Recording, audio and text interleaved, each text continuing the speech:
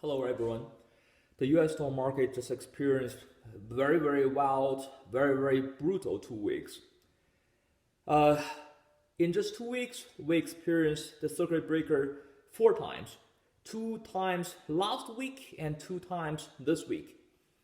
This has never ever been happened in the US market history. So we are literally living through a interesting market environment and a very interesting period of time. It's not only you have to live long to see the circuit breaker is triggered. You're just, for even 2 weeks old baby, they have already seen 4, right? For many people, the first time they ever heard about this entire market circuit breaker rule is probably last Monday when that happened. Because before that, even for 89 years old Warren Buffett, he only experienced once. And in the last 2 weeks, together, we experienced 4 times, another 4 times with Warren Buffett. So when circuit breaker is from rarely see, you have to live long to see to become something we see every day. I think it's time to understand what is circuit breaker, the rule, the mechanism, and its revolution, the history. Let's first take a look at this past 2 weeks. First of all, the Black Monday of last Monday, March 9, 2020. It's interesting to know that March 9, 2020 is the 11th anniversary of the beginning of the bull market that started on March 9, 2009. It was on that day I decided to record my first video, kind of try to memorize memorial, for the beginning of the market and also the end of this bull market. It was a history. This last Monday, it was the second time in the US market history the circuit breaker was triggered. The first time you have to trace back another 23 years to 1997. So what is circuit breaker? Circuit breaker is just like the name suggested. It's kind of like that box in your house, right? Whenever the electricity is outflowing, then the fuse in the circuit breaker is broken. Try to prevent further damage to your household electronics. When we are using the analogy into the financial market, the purpose is the same. When there are panic amount of huge selling pressure, the market will be spiraling down. It's a vicious cycle. The regulator hope to use circuit breaker rule to give investor time to calm down and to think that through. Also, give people the time to adjust their trading algorithm so that we are not going through that vicious cycle and everyone is selling that trigger more selling. The mechanism of the circuit breaker was initially designed very rough. It's not delicate. So after every unprecedented crisis, it was adjusted. I'm pretty sure it's going to be adjusted again this time. After a few adjustments, the current circuit breaker rule has 3 different levels. The first level is at 7%. That is what we have been seeing. When the market dropped by 7%, as long as that was before 3:25 p.m. Eastern Time, before the market going to the closing hours, the entire market will be halted for 15 minutes. The second level of circuit breaker is at 13%. When the market index dropped to 13%, as long as it was before 3:25 p.m. Eastern Time, the market will be paused or closed for 15 minutes. The third and the terminal level is at 20%. When the market dropped by 20%, when did that happen? Even at the last minute of the market will be canceled for the entire day. And because there are also a lot of derivatives, it's building upon this market index and all of the stocks in the market. When the market is halted, then all of those derivatives, option, future, index future, will also be halted. On top of the circuit breaker to the index futures, to the market index, there's also circuit breaker rule for individual stocks and circuit breaker rule for index futures. Leaving aside the individual stock circuit breaker today, what is related to the general market is the circuit breaker rule for the index futures. What is index futures?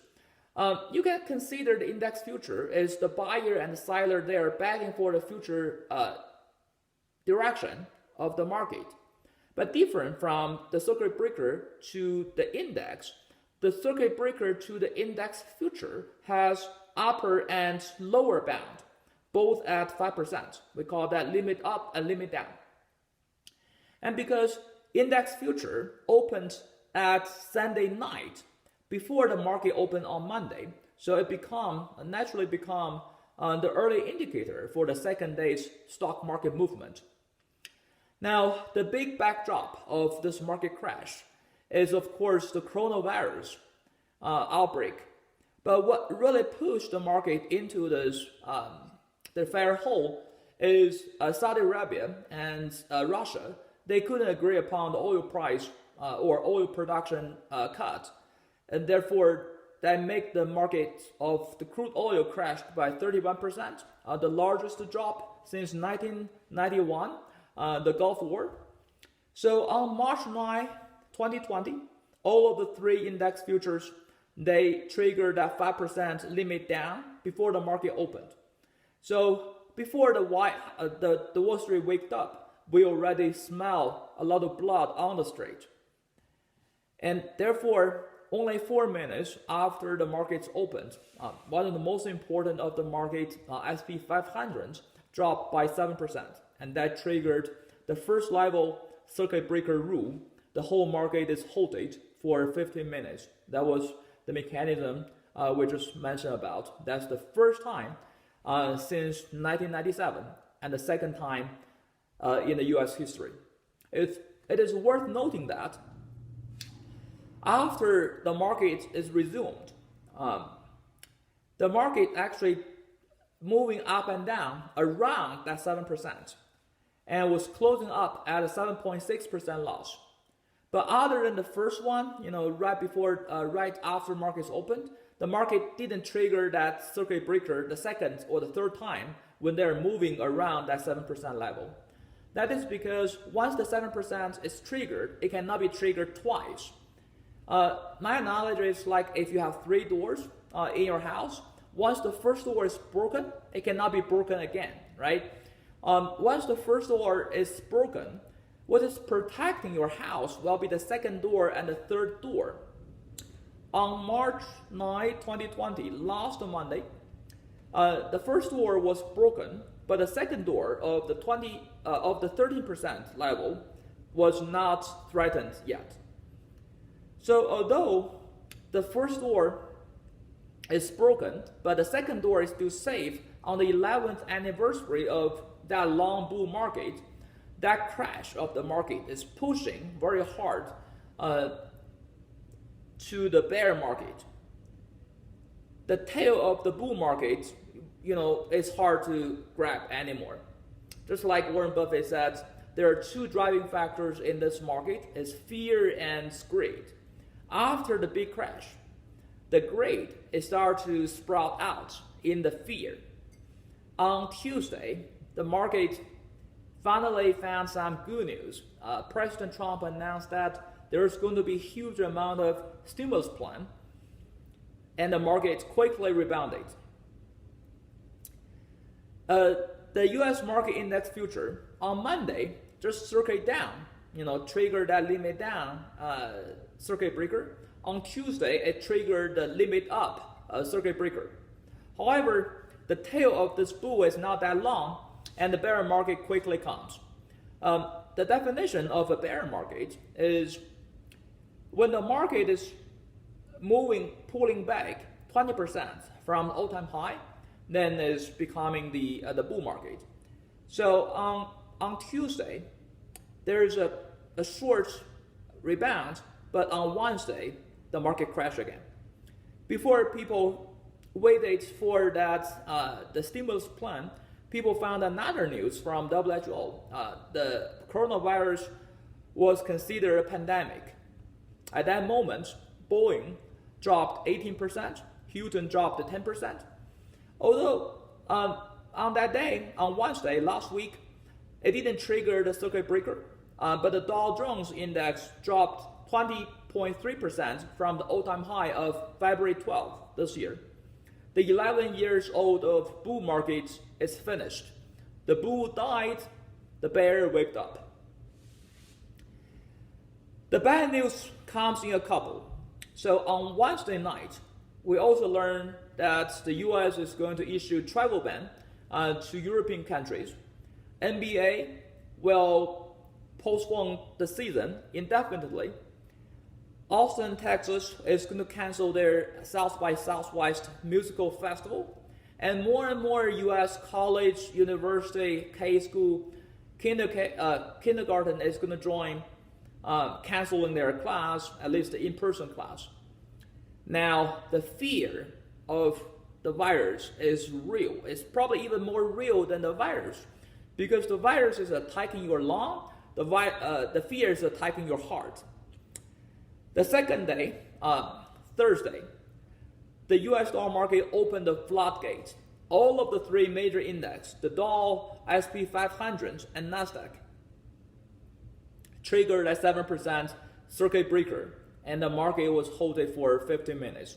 That was the second time of last week.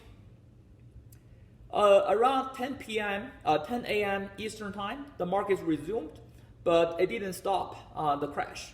The VIX index, we often call the fear index, goes to the highest level since 2008 financial crisis. Even the safety haven assets like gold joined the crash.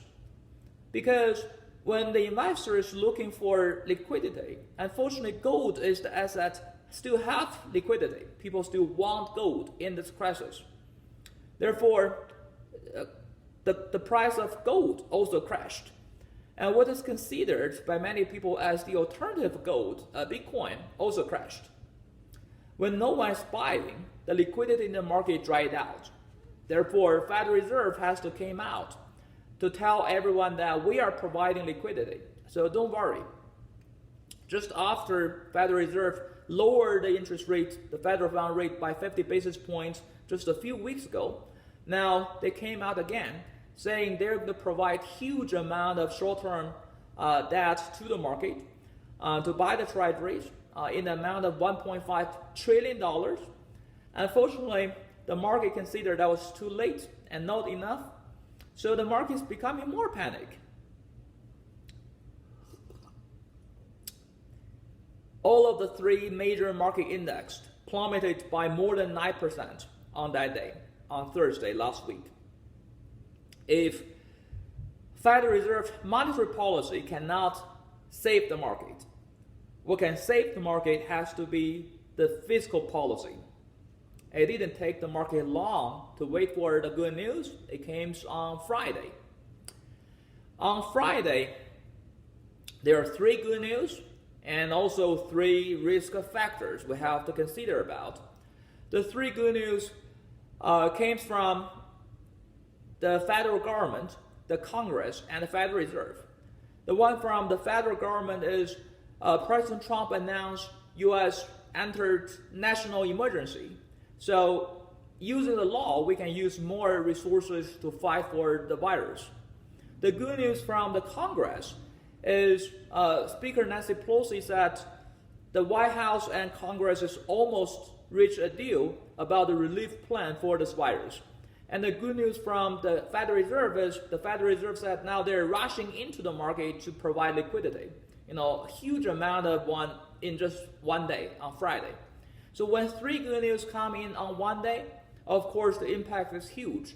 All of the three index goes up by more than 9%, especially the last half an hour go up more than 6%, almost to wipe out Wednesday's the 90% of the loss on Wednesday. The fear index, the VIX, also dropped by about 25%. Although we are seeing this very deep V-shaped recovery, a lot of people feel, okay, now the worst time has been gone, so we can probably buy the dip. But don't forget that I also mentioned there are three major risk factors to consider about. First of all, the V-shaped recovery is not changing the trend. The global stock market still experienced the worst week since 2008. Secondly, no matter its fiscal plan or monetary plan, they cannot directly cure the virus or the fear about virus. They cannot let people go back to work, go back to consume. Lastly, from history, we are seeing a lot of this big magnitude of swing in the bear market. That confirms we are in the bear market. If you don't have huge, if you don't have very good skill and a big heart, it's really, really challenging to take the advantage of buying the dip, or you are probably grabbing the falling knife. So you have to have a big heart. You have to have a big heart, and you also have a big skill set. Now, when this virus thing is still kind of ambiguous, we don't know how long it will take. It probably will stay on this roller coaster for a little while. According to Goldman Sachs, it's going to